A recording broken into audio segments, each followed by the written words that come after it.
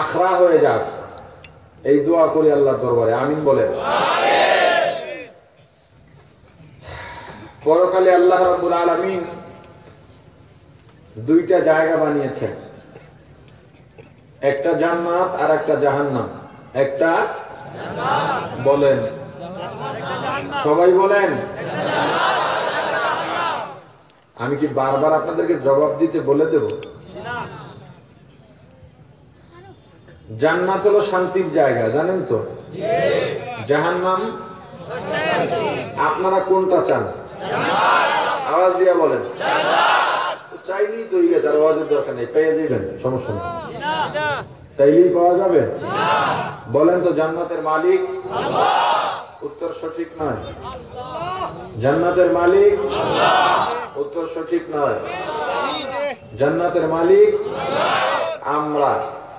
জান্নাতের মালিক এই মানুষ।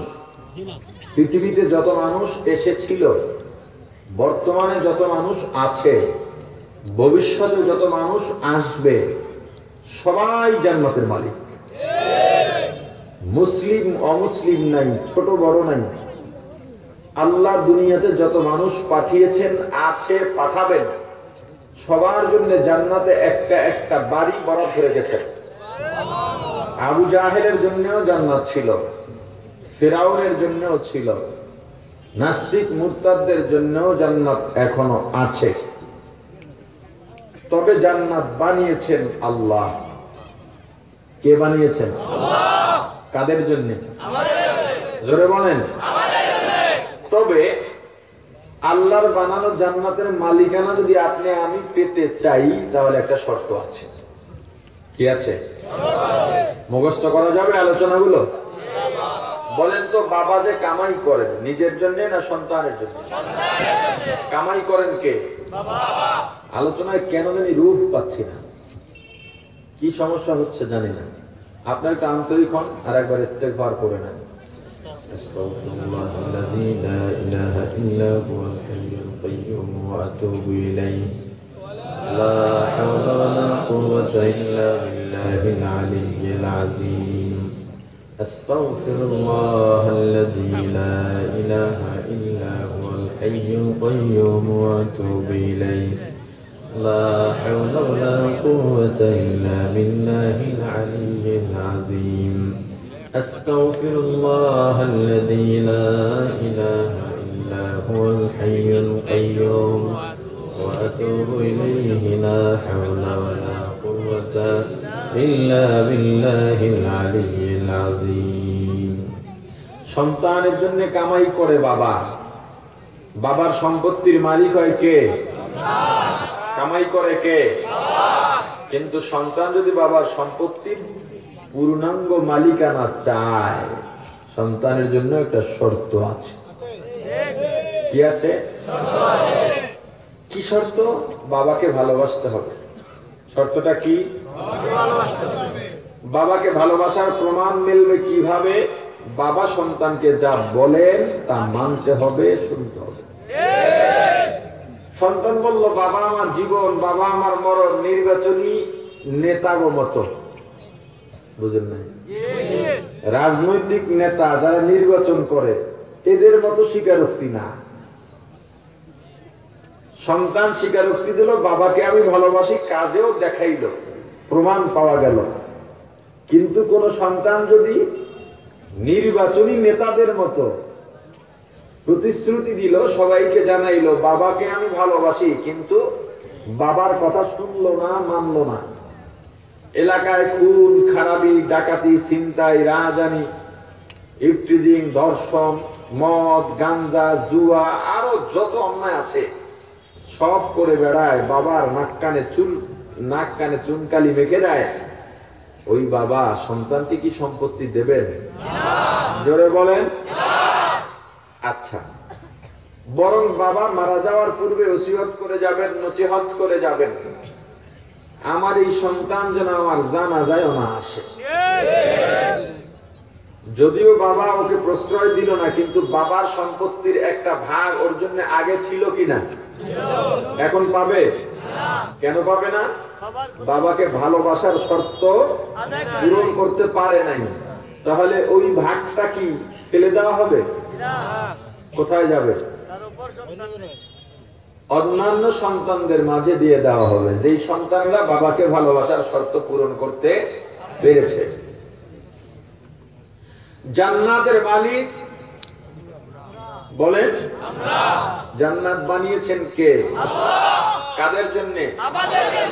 এখন যদি এই জান্নাতের মালিকানা আপনি চান, একটা শর্ত আছে। কি আছে? কি শর্ত? আল্লাহকে ভালোবাসতে হবে। বলেন শর্তটা কি? সবাই বলেন।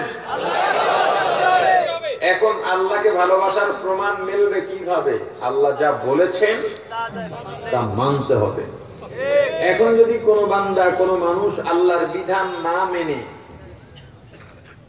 মিথ্যা, সুদ, ঘুষ, হারাম, আরো যত নাফরমানি আছে সব করে বেড়ায়, ওই মানুষটা কি আল্লাহর জান্নাত পাবে? জোরে বলেন। আবু জাহেলের জন্য একটা জান্নাত বরাদ্দ ছিল। কি মনে হয় আবু জাহেলের জান্নাতটা পাবে? কেন পাবে না? ভালোবাসার শর্ত পূরণ করতে। আবু লাহাব, উতবা, সায়বা, নমরুদ, হামান, সাদ্দাত, কারুন এরা জান্নাতগুলো পাবে না। তাহলে ওই জান্নাতগুলো কি পরিত্যক্ত অবস্থায় পড়ে থাকবে? কি হবে? যারা আল্লাহকে ভালোবাসার শর্ত পূরণ করতে পেরেছে তাদেরকে আল্লাহ ওই জান্নাতগুলো পুরস্কার হিসেবে দিয়ে দেবে। এখন শর্ত হলো ভালোবাসতে হবে কাকে? আল্লাহকে ভালো কেমনে বাসবেন? কি কাজ করলে আল্লাহকে ভালোবাসা হবে? আমার পছন্দ কোন জিনিস সেটা কে বলবে? আমি না আরেকজন? বুঝুক আর না বুঝুক, যেমনি পারে উত্তর তো একটা দিতে হবে। কয়া দেয় আপনার পছন্দের কথা আপনি বলবেন না আমি বলে দেব? বলেন। তাহলে আল্লাহ যেটা পছন্দ করেন সেটা কার বলার কথা? বুঝেন না? না, আমি কি কঠিন আলোচনা শুরু করেছি? আমার আলোচনা এরকম, আমার জবাব আপনাদের দিতে হবে। আমি যেটা পছন্দ করি আমি বলি, আপনি যেটা পছন্দ করেন আপনি বলেন। কেন? আপনার পছন্দ তো অন্য কেউ বুঝবে না। আজকে যেখানে খানা খাইলাম, কি মাছ বলছিলেন ওইটা? রানী মাছ। এটা নাকি খুব সুস্বাদু, আপনাদের অঞ্চলে অনেক দামি। সাহেবে দাওয়াত আমাকে উপলক্ষ করে এই মাছ কিনতে গেছে। মনে করছেন কি দামি মাছ হুজুরে খাবেন, কিন্তু আমি খাইই নাই, জোর করে একটা খাইছি। তার মানে কি আমার পছন্দ আপনি যেটা মনে করছেন সেটা আসলে আমার পছন্দ না। অতএব আমার পছন্দ আমি বলবো, আপনার পছন্দ। তাহলে আল্লাহর পছন্দের কথা কে বলবেন? বলেন। আল্লাহকে কি করলে ভালোবাসা হবে আল্লাহ বলে দিয়েছেন। আল্লাহ যেটা বলেন সেটা কোরআন। সেটা কি? জোরে বলেন। আল্লাহর ভালোবাসার মাপকাঠি জানবো কোরআন থেকে। কেন ভালোবাসবো? আল্লাহকে ভালোবাসা ছাড়া জান্নাত পাওয়া। জোরে বলেন। আল্লাহ বলেন, قل إن كنتم تحبون الله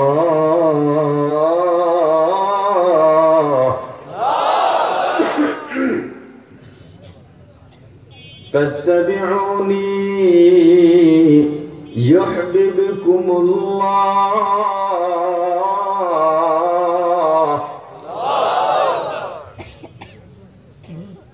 ويغفر لكم ذنوبكم والله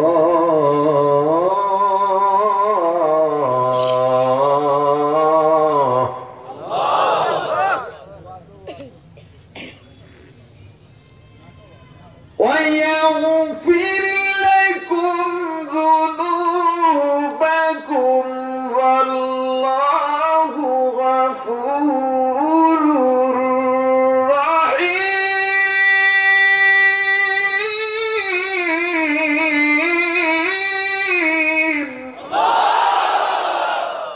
আল্লাহ পয়গম্বরকে জানায় দিলেন, পয়গম্বর আপনি দুনিয়ার মানুষকে জানায় দেন, ইন কুনতুম তুহিব্বুনাল্লাহ, তোমরা যদি আল্লাহকে ভালোবাসতে চাও, কেন ভালোবাসতে চাইবা? আল্লাহকে ভালোবাসা ছাড়া জান্নাত পাওয়া যাবে না। অতএব যদি আল্লাহকে ভালোবাসতে চাও, ফাত্তাবিউনি, আমি নবীর ইত্তেবা করো, আমি নবীকে মানো, যা বলি তা পালন করো।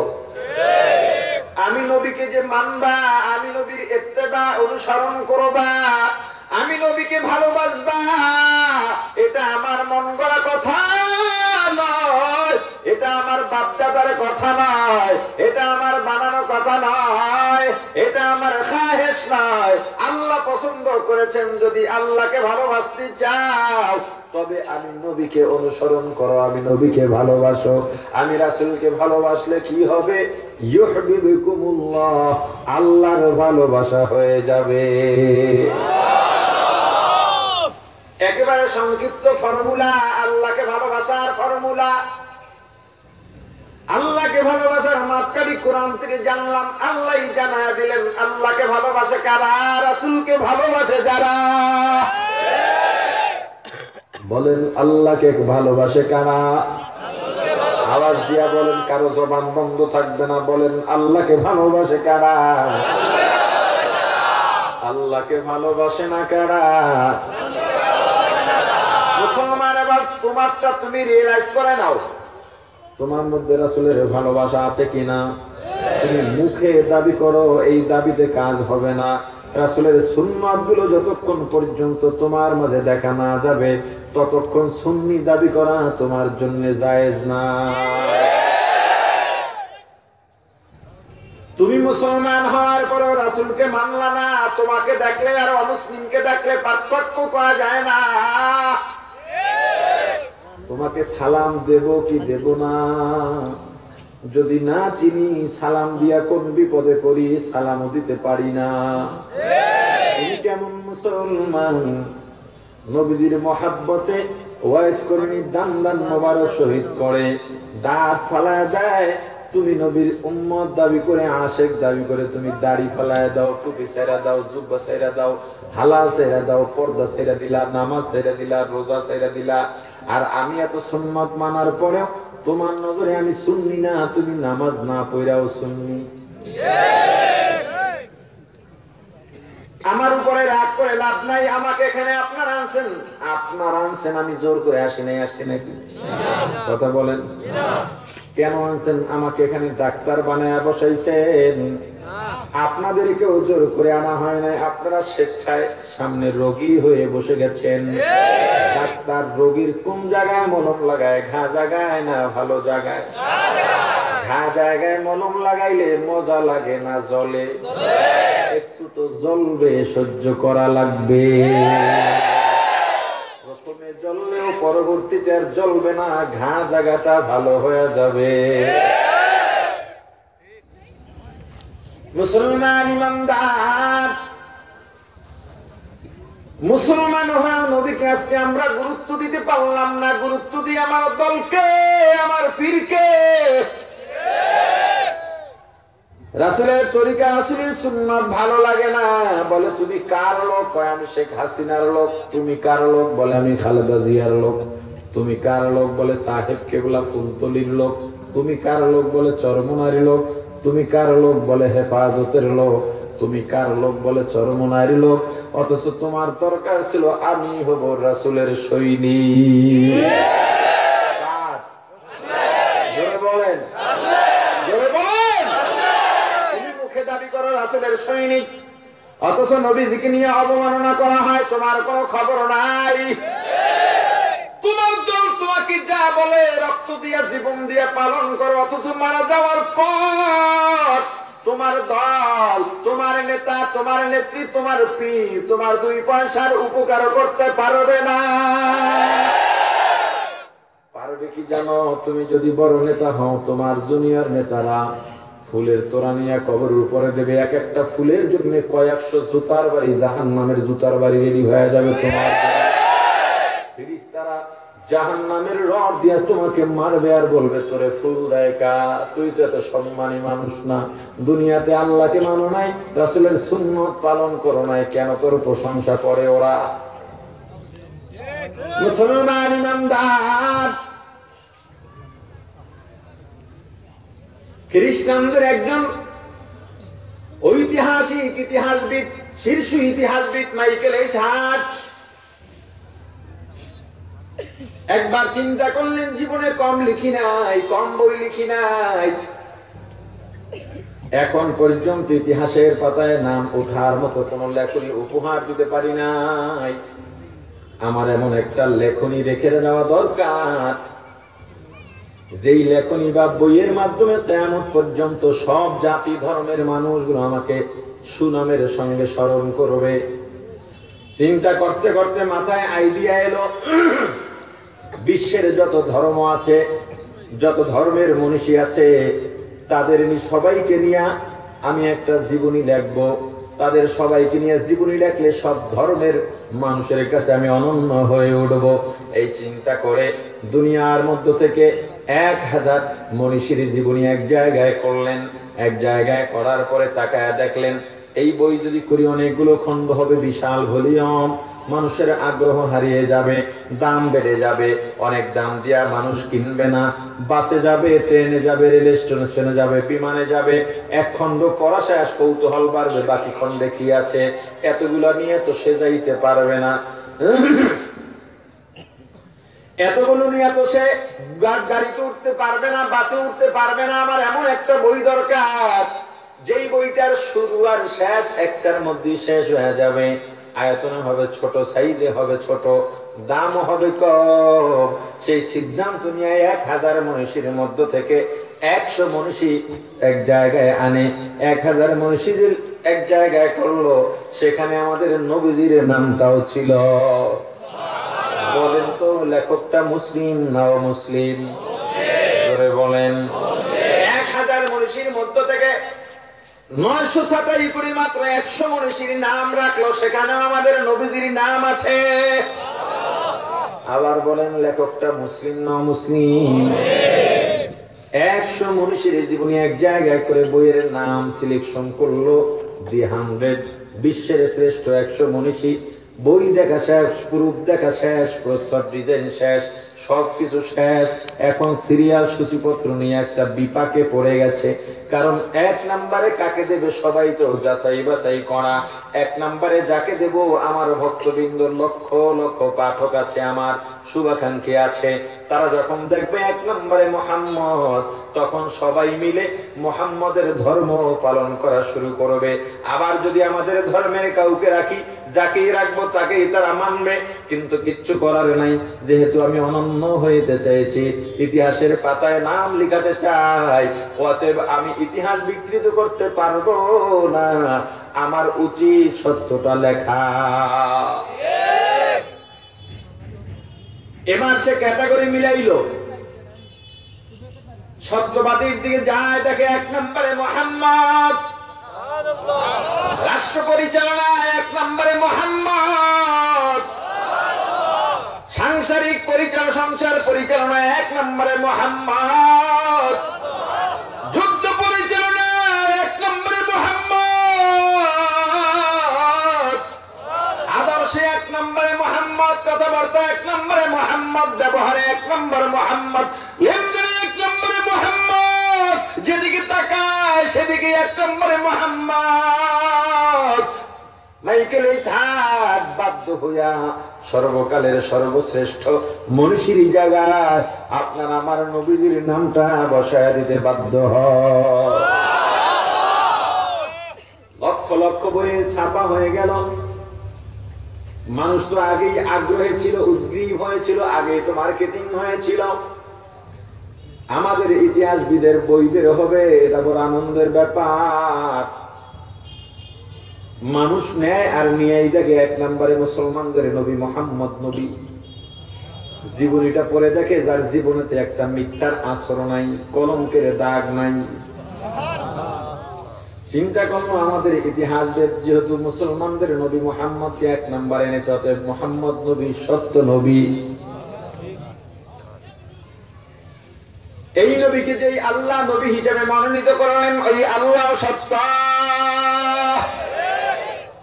ওই আল্লাহ যে কোরআন নাযিল করেছেন, ওই কোরআন সত্য।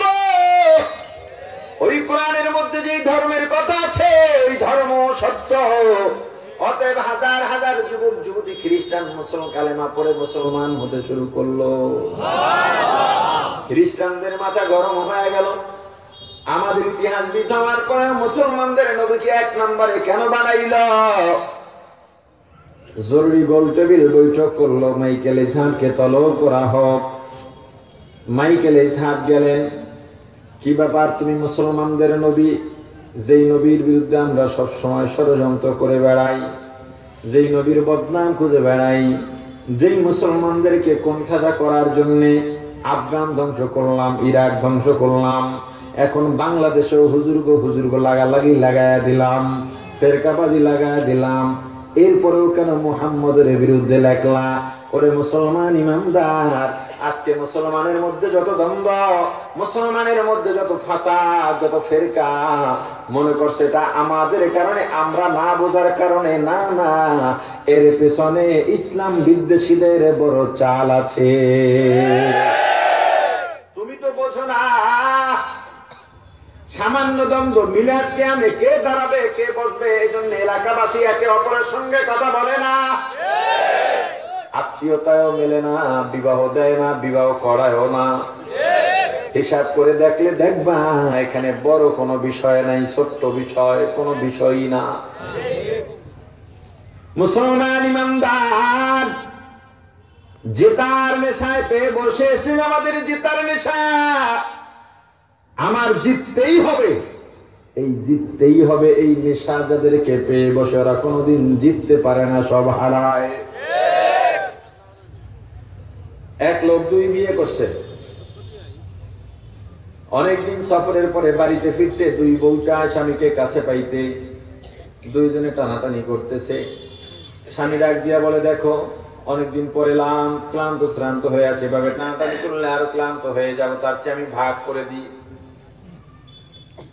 বড় বউ ডান হাত আর ডান পা তুল মালিশ করে দাও, ছোট বউ বাম হাত বাম পা। সাইডটা মনে রাখবেন আলোচনা বোঝার জন্য। বড় বউর কোন সাইড? ছোট বউ দুজনই কয় মাথা, কয় মাথা আমার, ব্যথাও আমার, এটা নিয়ে টেনশন করে। বড় বউ তৈল গরম করে আনছে, স্বামীর পায়ে মালিশ করে দিবে, সফর করে আসছে, হাত পা ব্যথা হয়ে থাকে, কিন্তু ঘটনাক্রমে তৈলের গরম বাতি হাত থেকে ফুসকা বাম পায়ের উপর করে গেছে। এর ভাগা ছিল কোনটা? করছে কোনটায়? স্বামী চিৎকার দিচ্ছে, ছোট বউ দূর দিয়েছে, কিরে? কয় বড় বউ তুমি কামটা করলা কি? বড় বউ বলতেছে, যেটা হবার তা তো হয়ে গেছে, চলো আগে ডাক্তারের কাছে যাই, চিকিৎসা করি, পরে ঝগড়া করা যাবে, কারণ আমাদের মূল সম্পদ তো স্বামী। কথা ঠিক নেই? ছোট বউ কয়, না এভাবে তো মানা যায় না, তুমি ফালাইছো, তোমার ভাগের ডান পায়ে ফালাইতা, বাম পায়ে ফালাইছো। আমি কি কম যাই নাকি? আমিও বংশীয় মাইয়া, এমনি এমনি আই নেই, একেবারে সহজই ছাইরা দেবো, এত সহজ না। ছোট বউ লাঠি একটা নিয়ে ডান পা বাড়ি দিয়া ভেঙে লেগেছে। বড় বউকে সংসার সাজাইছি আমি, আমার সংসারে এসে মাতবরি দেখাও, আমি কি ছাড়ার পাত্রী নাকি? আমিও ছাড়তাম না, এটা বইলা লাঠি একটা নিয়ে বাম হাত ভেঙে দিছি। ছোট বউ ডান হাত ভাঙে, একজনে ডান কানা, একজন বাম কানা, একজন চোখ, ডানটা বামটা উঠে স্বামী মরে গেল গা। 2 বইয়ের আসল সম্পদ ছিল স্বামী, কিন্তু নিজেদের জেতার নেশায় সেই সম্পদে যে হারায় গেল, দুনিয়া থেকে বিদায় নিয়ে গেল, খবর নাই। আমাদের সম্পদ ইসলাম, আমাদের সম্পদ ঈমান। আজকে আমরা ইসলাম আর ঈমানকে ভাগ করতে করতে ইসলামের হাত ভাঙতেছি, পা ভাঙতেছি, চোখ উপড়াইতেছি, খবর নাই। চোর চুরি করে ধনীর বাড়ি না গরিবের বাড়ি? বউ চাকরি করে বেতন পায় 20,000, স্বামী চাকরি করে বেতন পায় 10,000, বেশি কাটটা? জোরে কোন? অফিস শেষে সন্ধ্যায় বাড়ি ফিরল, খাওয়া দাওয়া শেষে স্বামী ডাক দেয়া বলে, বিবি মশারিটা টানাও। বউ ডাক দেয়া কয়, আমার ভালো লাগে না, তুমি টানাও। স্বামী কয়, দেখো আমার কথা যদি না শোনো, হুজুররা বলছে স্বামীর পায়ের নিচে স্ত্রীর বেহেশত, যদি আমার কথা না শোনো বেহেশত পাইতা না। বিবি ডাক দিয়া কয়, তুমি আবার হুজুরের কাছে যাও, গিয়া বলবা, হুজুর আমি এমন একটা অকর্মা স্বামী, আমি আমার বউরে দিয়া চাকরি করাইয়া রাবেয়া বসরির আচরণ আশা করি, আবার আমার বউ বেতন পায় আমার থেকে ডাবল। এই ক্ষেত্রে কি আমার পায়ের নিচে আমার এই বউর জান্নাত, নাকি বউয়ের পায়ের নিচে আমার জান্নাত? স্বামী কয়, এই ফতুয়া নিয়ে যদি হুজুর গো কাছে যাই, ঝাড়ুর বাড়ি একটাও মাটি পড়বো না। লাগবে ঝগড়া। স্বামী কয়, যাও, তোমার সাথে আর কথাই বলবো না। বউ কয়, ঠিক আছে, যে আগে কথা বলবো সে মশারি টানাবে। মশারি টানানোর বিষয়টা কি খুব জটিল, খুব বড় বিষয়? কয় মিনিট লাগে? হ্যাঁ, চোরের দল তো বহু আগের থেকেই বেড়ার পাশে এসে প্রতিদিন অপেক্ষা করে কোন সুযোগ পাওয়া যায় কিনা। চোর আপনার বাড়ি চুরি করবে একদিনেই করে না, অনেকদিন আপনাকে খোঁজে রাখে। আপনি কেমন লোক, আপনি কতটুকু ক্ষমতা, আপনার অবস্থা কেমন, জানার পরে তারপরে চুরি করে। যখন দেখছে মশারি নিয়ে স্বামী স্ত্রী ঝগড়া লাগে, কথা বন্ধ হয়ে গেছে, আগে কথা বললে মশারি টানান লাগবো। চোরের সর্দার কয়, ঢুকোস না কা, তাড়াতাড়ি ঢোক, সময় যায়, সুযোগ যায়। সব মালামাল লইয়া, এখন স্বর্ণ কই, কয় সিন্ধুকের মধ্যে। কয়, ওস্তাদ সিন্ধুক কেমনে লমু? কয়, ভাবির কোটের থেকে চাবিটা নিয়ে আয়, শাড়ির কোটে চাবি আছে। কয়, ভাবি কিছু কইতো না? কয়, আরে না, ভাবি বংশীয় মেয়ে, তার একটা ইজ্জত আছে না, কথা কইলে তো মশারি টানান লাগবে। ভাবিও ফুইলা তিনজন হয়েছে। হ্যাঁ, কথা তো ঠিক। সিন্ধুক খুইলাম, টাকা টোকা স্বর্ণ গহনা যা আছে সব নিয়ে নেমে গেছে।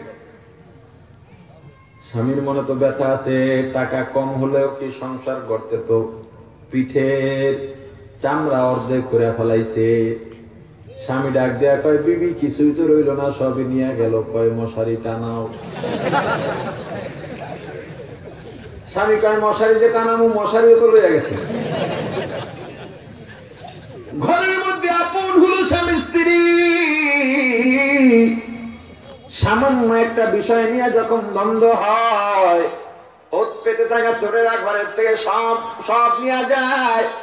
ও মুসলমান, দুনিয়ার মধ্যে মুসলমান মুসলমানের চাইতে আপনার কেউ নাই। মুসলমান মুসলমানের চেয়ে আপনার কেউ নাই। আমাদের দামি সম্পদ ঈমান। তোমার আমার ঈমানের ঘরের পাশে ইসলাম বিদ্বেষীরা ওত পেতে থাকে। যখনই দেখে তোমার আমার মধ্যে দ্বন্দ্ব, তখনই তোরা তোমাকে উস্কায়, তারা তোমাকে উস্কায়, না হয় আমাকে উস্কায়। উস্কায় আমাদের মাঝে বিভেদটা আরো বড় করে দেয়, বড় করে দেয়, যাতে তুমি আমি, তোমরা আমরা এক জায়গায় না হতে পারি। কারণ ওরা জানে, মুসলমান যদি সব ঐক্যবদ্ধ হয়ে যায়, কিসের ট্রাম্প, কিসের পাওয়ার, কিসের হোয়াইট হাউস, কিসের জাতিসংঘ, মুসলমান এক জায়গায় হয়ে গেলে বাঘের খবর পাইলে হরিণ, বাঘের খবর পাইলে ভেড়ার পাল যেমনে দৌড়ায়, মুসলমানদের ঐক্যবদ্ধতার খবর পাইলে ওরাও সেভাবে পালাইয়া জায়গা পাবে না। মুসলমান ইমানদার, এক হও, ঐক্যবদ্ধ হও। কি মনে করছো সামান্য বিষয় নিয়ে? আজকে এখানে যারা আছেন, আমাকে একটা কথা দিয়ে যাওয়া লাগবে। মাহফিল একটা গুরুত্বপূর্ণ ময়দান। এই ময়দানে তো গুরুত্বপূর্ণ কেন, আওয়ামী লীগ ওয়ালারা সমাবেশ করে, ওখানে অন্য দলের লোক তেমন যায় না। তারা যে সমাবেশ করে, লোকগুলা নিজেদের দলীয় নেতা কর্মীরা টাকা দিয়া, বিরিয়ানির লোক দিয়া, ভাড়া দিয়া তারপরে জমা করে। বিএনপি ওয়ালারা, রাজনৈতিক যত দল আছে, তারা এভাবে লোক টানে। কিন্তু এখানে আপনারা আসছেন, টাকা দিয়ে আনছে নাকি? বিরিয়ানির লোক দেখাইছে নাকি? নিজের টাকা খরচ করে দল বেঁধে বিভিন্ন অঞ্চল থেকে এখানে আসছেন। এখানে সব দলমতের মানুষ আছেন। এখানে আওয়ামী লীগের লোক আছেন, বিএনপির লোক আছেন, চরমনাইওয়ালাদের লোক আছেন, তবলিগওয়ালাদের লোক আছেন, ফুলতলির লোক আছেন, সুন্নি আছেন, ওয়াহাবি আছেন, আদর্শী আছেন, যত দলমত আছে সব মানুষগুলো এক জায়গায় হয়ে গেছেন। এইভাবে কি মাহফিলের পরেও ঐক্যবদ্ধ থাকা যায় না? আমাকে একটা ওয়াদা দিতে হবে, আজকের পর থেকে এখানে যতজন আছেন, আপনাদের মাঝে যেন আর দ্বন্দ্ব না হয়। আপনি আওয়ামী লীগ করেন, আপনি নৌকায় ভোট দেন, আপনার ব্যাপার। আপনি বিএনপি করেন, আপনি ধানের শীষে ভোট দেন, আপনার ব্যাপার। আপনি জাতীয় পার্টি করেন, আপনি লাগালে ভোট দেন, আপনার ব্যাপার। আপনি জমিয়ত করেন, খেজুর গাছে ভোট দেন, আপনার ব্যাপার। আপনি চরমোনাই করেন, আপনি হাত পাখায় ভোট দেন, আপনার ব্যাপার। যার যার মত নিয়ে থাকেন, কিন্তু যখনই ইসলামের উপরে আঘাত আসবে তখন নৌকা বুঝি না, ধান বুঝি না, হাত পাখা বুঝি না। তখন সমস্ত মুসলমান ঐক্যবদ্ধ হয়ে ইসলাম বিদ্বেষীদের বিষ দাঁত ভেঙে দিতে হবে, না হয় ইসলাম বাঁচানো যাবে না। আজকে আমাকে কথা দিতে হবে, এখানে যতজন আসছেন আর কোনোদিন ফেরকাবাজি করবেন না। আজকের থেকে শুধু ঐক্যের গান হবে, ভালোবাসার গান হবে। আজকের পর থেকে দ্বন্দ্ব চলবে না, অন্তত ইসলাম নিয়ে দ্বন্দ্ব চলবে না। কোরআন সুন্নায় যা আছে তাই মানবো, তাই পালন করবো। রাজিনী সবাই বলেন, দ্বন্দ্ব করবেন, ঝগড়া করবেন। যারা যারা করবেন হাত উঠান। কেউ নাই, যা বুঝে নাই। যারা করবেন না হাত উঠান। মিলেমিশে কারা থাকবেন, দুই হাত টান টান করে উঠান, হাতের মধ্যে নাড়া দেন।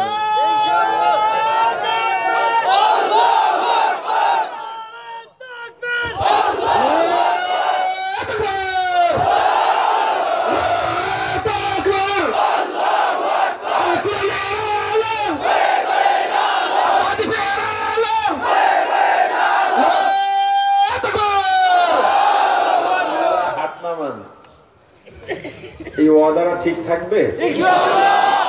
আর একটু কষ্ট করাই, দাঁড়ান সবাই।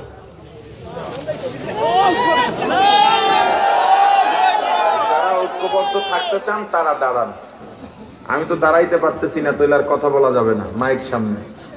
এই জন্য বাকি যারা ঐক্যবদ্ধ থাকতে চান, মুরব্বি লাগবে না, আপনি বসেন।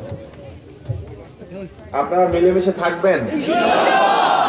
এই ময়দানটা এখন ইবলিসের সবচেয়ে বড় গাত্রদাহের কারণ হয়ে গেছে, আলহামদুলিল্লাহ বলুন। কিন্তু এই সুযোগে দুই একটা ইবলিস দেখবেন মাথা নোয়াইয়া নোয়াইয়া বাইরে যেতেছে।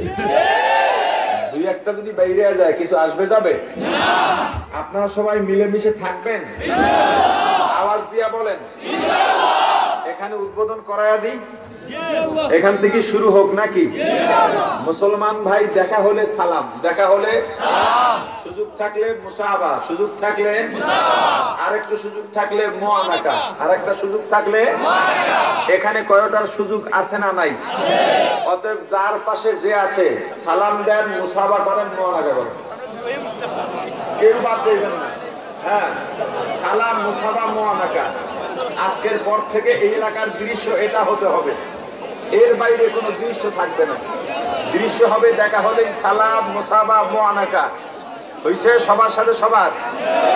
যে পাশের কারোর সাথে করেন নাই বুঝে নিয়েন, ইবলিসের সাথে আপনার মোলাকাত হবে। কেউ বাদ আছে? আলহামদুলিল্লাহ বলে বসে যান।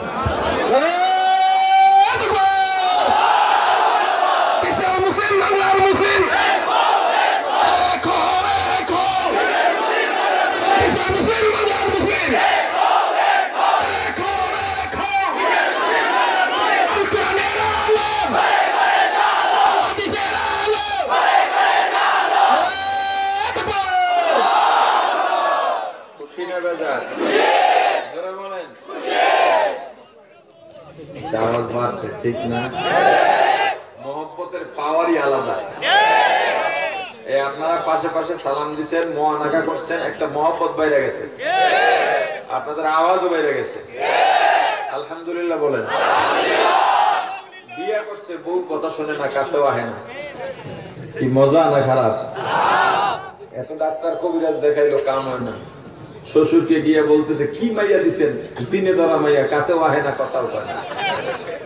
কয় বাবা ধৈর্য ধরো, ঠিক হয়ে যাইব। কি হয়েছে আমরাও তো বুঝতেছি না। 2.5 বছর পর হঠাৎ করে রাত 2টার দিকে বউ স্বামীরে জড়ায় বসছে। স্বামী কয় ব্যবহার কি? আজকে তো কোনো ওষুধও খাওয়াই নাই, ডাক্তারও দেখাই নাই। এতকাল এত ওষুধ দেখাইলাম, ডাক্তার দেখাইলাম, ওষুধ খাওয়াইলাম, কাম হয় না, আজকে কি? ঈদের লোকে না অপেক্ষা করছিলাম। খাওয়াইলি কি না খাওয়াইলি কি, আমার তো অসুবিধা ছিল না। তো এতদিন এখন একে কয় এমনি আইনি, আজকে জড়াই ধরছে কাকা, ঘরে চোর ঢুকছে। কে ঢুকছে?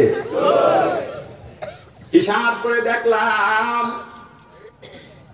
ঘরের মধ্যে স্বামী স্ত্রীর চাইতে আপনার কেউ নাই। আজকে যদি তোমার থেকে দূরে থাকি, এই সুযোগে চোর সব চুরি করে নিয়ে যাবে। যখনই তোমাকে জড়ায় ধরছি, চোর তাকায় দেখে আজকে দৌড়াইছে। এই জন্য নিয়ত করছি আর কোনদিন আলাদা থাকুক না। মুসলমান আর আলাদা থাকা যাবে? বলেন, আওয়াজ দিয়া বলেন, আলাদা থাকা যাবে না। মাইকেল ইসহাককে তলব করা হয়। মুসলমান আমাদের শত্রু, আমরা শত্রু মনে করি, মুহাম্মদ সাল্লাল্লাহু আলাইহি ওয়াসাল্লামকে শত্রু মনে করি। তবু তুমি সর্বকালের শ্রেষ্ঠ মনীষীর জায়গায় মুহাম্মাদের নাম কেন লেখলা? মাইকেল ইসহাক জবাব দিয়া বলে, উপায় নাই, যেদিকেই তাকাইলাম এক নম্বরে মুহাম্মদ, বরং মুহাম্মাদের আশেপাশেও কোনো মনীষী নাই।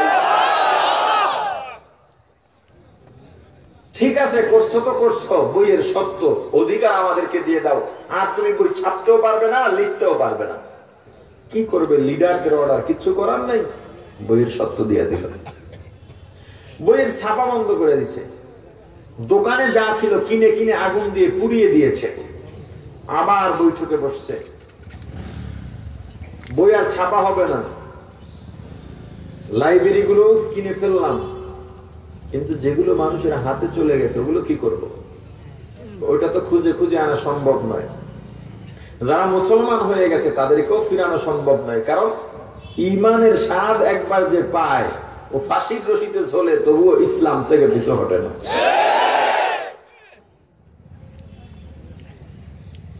এখন যারা দ্বিধায় আছে, বইটা পড়ার পরে ইসলাম গ্রহণ করবে কি করবে না, ওরা যাতে ইসলাম গ্রহণ না করে এই ব্যবস্থা করতে হবে। কি করা যায়? সব প্রতিবাদ তো মিছিল দেওয়া হয় না, সবকিছুর প্রতিবাদ সমাবেশ দেওয়া হয় না, সব অন্যায়ের প্রতিবাদ হরতাল অবরোধ দেওয়া হয় না। কিছু অন্যায়ের প্রতিবাদ কৌশলেও করা লাগে। বলে কেমনে কি করব? বলে আমাদের ওই দি 100 এর বিরুদ্ধে একটা বই লেখা লাগবে। হাত উঠেছে অনেকজনে, আমি লিখতে চাই, আমি লিখতে চাই, আমি লিখতে চাই, কারণ ইতিহাসের পাতায় কে না জায়গা করতে চায়। লিডার ডাক দিয়ে বলল, না না, আমাদের পক্ষ থেকে লিখলে হবে না, কারণ আমরা তো এমনি মুসলিম বিরোধী, ইসলাম বিরোধী, নবী বিরোধীরা সবাই জানে, তাদের বিরুদ্ধে লেখা আমাদের পক্ষ থেকে এটা স্বাভাবিক বিষয়। তাহলে কে লিখবে? লিডার ডাক দিয়ে বলে, একটা লোক খুঁজে বেড়াও যে হবে মুসলমান এবং মেধাবী। মুসলমান দিয়াই মুসলমানদের নবীর বিরুদ্ধে লেখাবা। তুমি কি বুঝো না বর্তমান সময় মুসলমান দিয়া মুসলমান মারায়, মুসলমান দিয়া মুসলমানের বিরুদ্ধে কথা বলায়, আলেম দিয়া আলেমের বিরুদ্ধে ফতোয়া দেওয়া। দেখো না, আলেম দিয়া আলেমের বিরুদ্ধে ফতোয়া দেওয়ায় বাংলাদেশের মোড়ে মোড়ে যদি ভাস্কর্য হয়, আমাদের কোনো কিছু করার নেই। আমাদের একটা দায়িত্ব, প্রতিবাদ করা, করছি। সরকার মানলে মানুক, না মানলে না মানুক। সরকার নামাই না যদি আবার ভাস্কর্য বানায়, এটা তার দায়িত্ব, আমরা ভাইয়াও ফেলাইতে পারব না। আমাদের দায়িত্ব ছিল প্রতিবাদ করা, প্রতিবাদ করছে। এখন যদি ঘরের সামনে সামনে মূর্তি বানায়, আমাদের কিচ্ছু করার নেই, আল্লাহর কাছে বলতে পারবো। কিন্তু একদল আলেম যারা টকশোতে গিয়া সংবাদ সম্মেলন করে ভাস্কর্য বিরোধী আলেমদের বিরুদ্ধে ফতোয়া দিছে। আলেম দিয়ে আলেমের বিরুদ্ধে বানানো হয়, মুসলমান দিয়া মুসলমান মারানো হয়, ভাই দিয়া ভাইকে জব্দ করা হয়। এখনো কি বোঝো না? সময় থাকতে ঐক্যবদ্ধ হও। ইসলাম বিদ্বেষীরা যখন ধরবে, তখন তুমি কোন দল করো, কোন পীরের মুরিদ, এটা গুনবে না। তুমি যদি কালেমা পড়ো তো কচু কাটা করবে। একজন মুসলমান কত দুই মুসলমান নবীর বিরুদ্ধে লিখবে। একটা লোক পাওয়া গেল, যেই লোকটার ছোটবেলার ইতিহাস, বাবা ছিলেন বড় আস্তিক, সন্তানের নাম সালমান। সালমানকে স্কুলে ভর্তি করে দিয়েছেন। 3 মাস ক্লাস করার পর সালমান আর ক্লাস করে না। বাবা ডাক দিয়া বললেন, বাবা সালমান ক্লাস কেন করো না? সালমান বলে, বাবা 3 মাসে আমার 6ষ্ঠ শ্রেণী পর্যন্ত যত বই আছে সব আমি মুখস্থ করে ফেলেছি।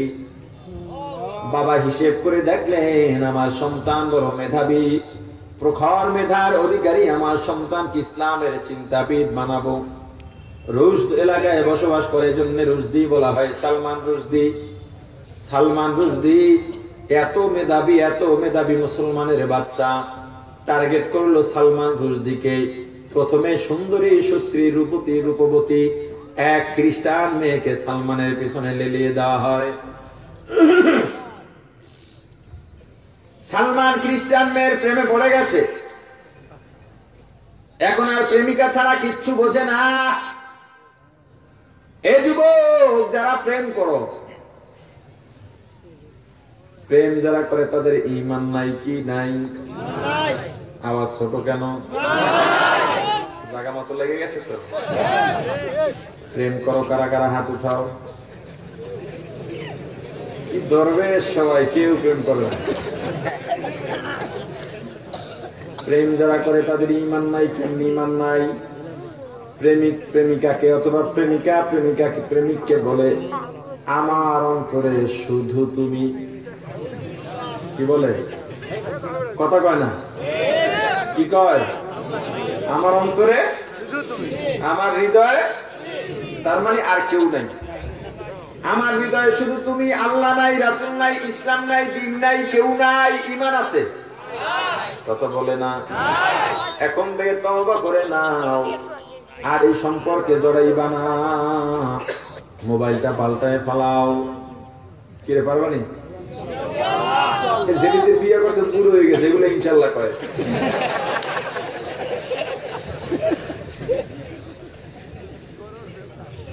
সালমান রুশদি পাগল হয়ে গেল। মেয়েটা যখন দেখলো সালমান আমার প্রেমে হাবুডুবু খায়, প্রস্তাব দিল, সালমান তুমি আমাকে ভালোবাসো, তার বাসি মানি। সারা দুনিয়া একদিকে, তুমি আর একদিকে। বলে তাহলে আমার একটা কাজ করে দিতে হবে। বলে কি কাজ? একটা বই লিখে দাও। বলে আমার কাজই তো বই লেখা। কয় না একটু আলাদা আছে, একটু ব্যবধান আছে। তুমি বইটা যদি লিখে দিতে পারো, যত টাকা চাও তাও পাইবা। মুসলমানকে, ঈমানদারকে ঈমান থেকে সরাবার জন্য বেপরদা যুবতী নারী একটা বড় কৌশল। আজকে মুসলমানদেরকে ঈমান থেকে দূরে সরার জন্য, যুবকদের চারিত্রিক অবস্থা ভিত্তিক অবক্ষয়ের জন্য, চরিত্র নষ্ট করার জন্য বাংলাদেশে সুন্দরী প্রতিযোগিতা হয়। সুন্দর কি তোর বাপে বানাইছে নাকি তুই যে প্রতিযোগিতা দিয়ে নাম্বার দেস? গ্রাম অঞ্চল থেকে আমাদের সুন্দরী বোনদেরকে রাজধানীতে নিয়ে ধর্ষণ করে। সুন্দরী প্রতিযোগিতা মানে পতিতা বানায় ছেড়া দেয়। সুন্দরী প্রতিযোগিতা মানে আমার গ্রামের অবলা যুবতী মেয়েটাকে শহরে নিয়ে উল্টাইয়া পাল্টাইয়া পেট পিট বের করে ল্যাংটা করে সারা দেশবাসীকে দেখায়। নাটক বানায়, সিনেমা বানায়, যত যা করে সবকিছুর মধ্যে একটাই আবেদন। অথচ এই যে দেখেন 2-3 দিন আগের ঘটনা, সারা বাংলাদেশ তোলপাড়। এই ঘটনার জন্য পেছনে কারা দায়ী ওগুলো খুঁজে বের করো।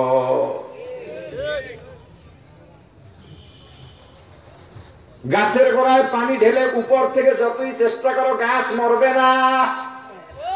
কথা কন?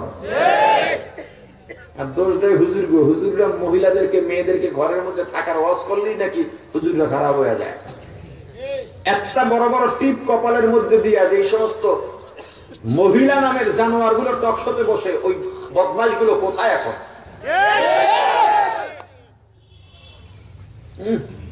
টকশোতে গিয়ে চেয়ার বয়ে যেমনি কথা কয় মনে হয় বাংলাদেশ কিনে লাগছে। মুসলমান ইমানদার, সুন্দর আর কালোর কোন প্রতিযোগিতা হতে পারে না।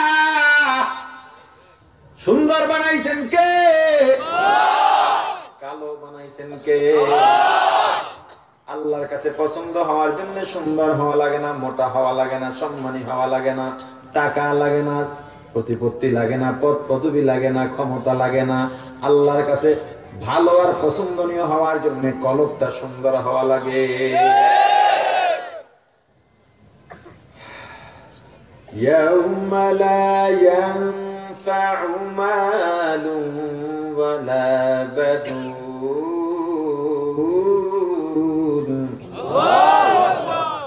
إلا من أتى الله إلا من أتى الله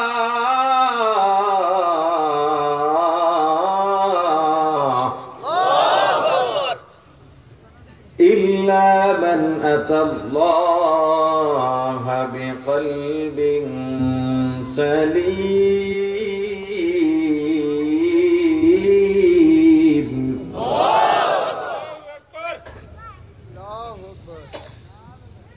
يوم لا ينفع مال ولا بنون إلا من أتى الله بقلب سليم.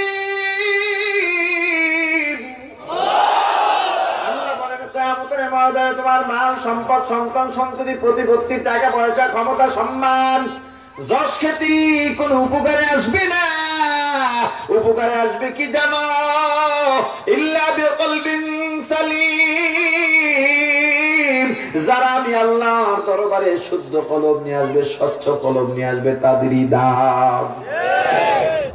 জলিলুল কদর সাহাবী হযরত বেলাল রাদিয়াল্লাহু তাআলা আনহু বংশগত গোলাম, দেখতে কালো ছিল, এত কালো এত কালো, মানুষ যত কালো হোক না কেন হাতের তালু সাদা দেখা যায়, কিন্তু হযরত বেলালের হাতের তালু পর্যন্ত কালো ছিল। এমন একটা কালো মানুষ, জিহ্বা নিচের ঠোঁট ভারী ছিল, ঝুলে থাকতো, দেখতে ভালো লাগতো না। আমার রাসূল মেরাজ থেকে আসার পরে বলে, আমি মেরাজে গিয়া আরশের পায়ার মধ্যে বেলালের হাঁটার আওয়াজ পাইছি। এই মর্যাদা কি বেলাল ভালো পুরুষ পরিষ্কার ছিল জন্য? মোটা ছিল, বংশমর্যাদা ছিল, ক্ষমতা ছিল, টাকা ছিল, কেন? কলবটা ভালো ছিল। কাফেরদের বড় বড় লিডাররা নবীজির কাছে গিয়া বলে, পয়গম্বর আপনার সঙ্গে ধর্ম নিয়ে আলোচনা করবো, রিসার্চ করবো, গবেষণা করবো। আপনার ধর্ম নিয়ে যদি আমাদের বুঝ হয় তাহলে আমরা ইসলাম গ্রহণ করে নেব, কিন্তু আমরা যে আপনার কাছে বসবো, আপনার আশেপাশে অনেক চাকর বাকর বসে থাকে, বেলালের মতো চাকর বাকর, এগুলো দেখলে আমাদের ইজ্জতে লাগে। বেলাল আমারই চাকর ছিল, ওর সঙ্গে বসে থাকে, আপনার কাছে আলোচনা করে আমাদের ইজ্জতের ব্যাপার। নবীজিও মনে মনে চিন্তা করছিলেন, ওদেরকে সরায়া কাফেরদের লিডারদের সঙ্গে একটু আলোচনা করি, খারাপ কি দুই একটা লিডার যদি ইসলাম নিয়ে আসতে পারে উপকার বেশি হবে। আল্লাহ জানায় দিয়েছেন, পয়গম্বর না না, হবে না। সারা দুনিয়ার সমস্ত কাফেরদের লিডারদের যদি এক জায়গায় করা হয়, আমার বেলালের পায়ের ধুলার সমান হবে না। তুমি কালো সাদা প্রতিযোগিতা দাও। সালমান রুশদি বলে, কি বই বলো, স্মরণ আছে তো? প্রেমিকার সামনে দিয়ে 100 প্রেস করলো, এই যে দেখো এই বইটা, এটার মধ্যে যে কয় ফর্মা আছে তুমিও সেই কয় ফর্মার বই লিখবা। এইটার মধ্যে 100 মনীষীর জীবনী আছে, তুমিও 100 মনীষীর জীবনী লিখবা। এইটার প্রশ্ন ডিজাইন যেমন, তুমিও তেমন ডিজাইন করবা। এটার মধ্যে 1 নম্বরে মুহাম্মদ, তোমার বইয়ের মধ্যেও 1 নম্বরে মুহাম্মদ থাকবে। ব্যবধান, এইটার মধ্যে মুহাম্মদের প্রশংসা, তোমারটার মধ্যে থাকবে মুহাম্মদের বদনাম। বলে, তোমার জন্য আমি সবই করতে পারি। ও মুসলমান ইমানদার, সালমান রুশদি বই লেখলো, নাম দিল স্যাটানিক ভার্সেস। 200 একই প্রস্তাব, একই সংখ্যক ফরমা, একই সংখ্যক পৃষ্ঠা। 1 নম্বরে মুহাম্মদের জীবনী, খ্রিস্টানের সন্তান মাইকেল সার্টের 200 মধ্যে নবীজির প্রশংসা। সেখানে লেখা আছে মুহাম্মদ সাল্লাল্লাহু আলাইহি ওয়াসাল্লাম রাহমাতুল আলামিন, সাইয়্যিদুল মুরসালিন, ইমামুল মুরসালিন, খাতামুন নবিয়্যিন, শাফিউল মুজনিবিন, উম্মতের কান্ডারি, মানবতার মুক্তির দূত সাইয়্যিদুনা রাসূল আকরাম সাল্লাল্লাহু আলাইহি ওয়াসাল্লাম, বিশ্বের শ্রেষ্ঠ মনীষী, তার সঙ্গে কোনো মানুষের তুলনা হয় না। আর মুসলমান হওয়ার পরেও সালমান রুশদি লিখলো মুসলমান নবী মুহাম্মদ নবী সন্ত্রাসী নবী। এজন্য বলি বইয়ের লেভেল এক, সবকিছু এক, দেখলেই পাগল হওয়া যায় না। উপরে সব এক, ভিতরে এক না ভিন্ন? আওয়াজ দিয়া বলেন ও মুসলমান ইমানদার, অতএব টুপি দেখলেই ভক্ত হওয়া যাবে না, পাগল হওয়া যাবে না, কারণ সব টুপিওয়ালা এক নয়, কিছু টুপিওয়ালা আছে ঈমান চোর। বাদশা নুরউদ্দিন রাহমাতুল্লাহি আলাইহির জামানায় মদিনায় দুইজন ইহুদি ঢুকেছে, মাথায় টুপি দিয়ে, মুখে দাড়ি রেখে, গায়ে জুব্বা পরে, হাতের মধ্যে তাসবিহ, সারাদিন রাত তাসবিহ পড়ে আর মানুষকে দান সদকা করে, আর কোনো কাজ নাই। মদিনার শহরে সুনাম ছড়িয়ে পড়ে। মদিনা শহরে দুইজন দরবেশ ঢুকেছে, যাদের মাঝে কোনো দুনিয়ার লোভ নাই, যাদের মাঝে কোনো প্রতিপত্তির লোভ নাই, ক্ষমতার লোভ নাই, যশ খ্যাতির লোভ নাই। মানুষের বাড়ি দাওয়াত খাইতেও যায় না, নিজেরা নিজেদেরটা খায় আর মানুষকে নিজেদের থেকে দান করে আর তাসবিহ পড়ে, আল্লাহ জিকির করে। কিন্তু নুরউদ্দিন রাহমাতুল্লাহি আলাইহি হঠাৎ করে পয়গম্বর রাসূল করিম সাল্লাল্লাহু আলাইহি ওয়াসাল্লাম স্বপ্নে ডাক দিয়েছে, নুরউদ্দিন কি করো, কি করো? তোমার শহরে দুইটা আমার দুশমন ঢুকে গেছে, আমার ক্ষতি করতে চায়, ওদেরকে দ্রুত গ্রেফতার করো। তুমি তো টুপি দেখেই বেহুশ, তাসবিহর যে দানা, এত বড় বড় দানা, পিসাব বৈশাখে সবচেয়ে উচ্চ চেহারে ফুল দিয়া গলা পর্যন্ত মুড়িদের ঢেকে রাখছে। কি ইউটিউবে দেখা যায় না? কথা বলে না? আর এক পেটার লেপে গেছে। হ্যাঁ মুসলমান ইমানদার, বাদশা নুরউদ্দিন রাহমাতুল্লাহি আলাইহি কেমনে ওই দুইজন ধরবেন, কেমনে শনাক্ত করবেন, পরামর্শ করলেন তার নেতৃবৃন্দের সঙ্গে। সিদ্ধান্ত হলো মদিনা শহরে যত মানুষ আছে, পুরুষ মানুষ আছে, সবাইকে দাওয়াত করো রাজ দরবারে, আমার বাড়িতে দাওয়াত করো। দাওয়াত করা হলো, সবাই ঢুকতেছে। নুরউদ্দিন রাহমাতুল্লাহি আলাইহি গেটের মধ্যে বসা, শনাক্ত করতেছেন, সবাইরে ডাকতেছেন, হ্যাঁ তুমি তো আমার এলাকার জনগণ, ঠিক আছে ঠিক আছে ঠিক আছে। ইসলাম কি, ইসলাম কি, ইসলাম কি? নিজে এমন একজন জনপ্রতিনিধি, তার এলাকার সব জনগণের চেহারা তিনি চিনতেন, ফিজিক্যালি সবাইকে চিনতেন। আমার দেশের একজন সাধারণ মেম্বার তার ওয়ার্ডের সব লোকগুলোকে চেনে না। না চিনলে সেবা করবা কেমনে? না চিনলে সেবা করবা কেমনে?